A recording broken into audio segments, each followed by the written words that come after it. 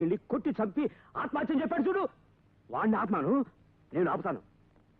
తాటాకులు తగరక బ్రేకుల గుడిసెలో బతికే పేదోళ్ళ మధ్య బుల్డోజర్ నడిపించాడు చూడు ఒక సేట్ వెధవా, వాడిని ఆత్మను నేను ఆపుతాను.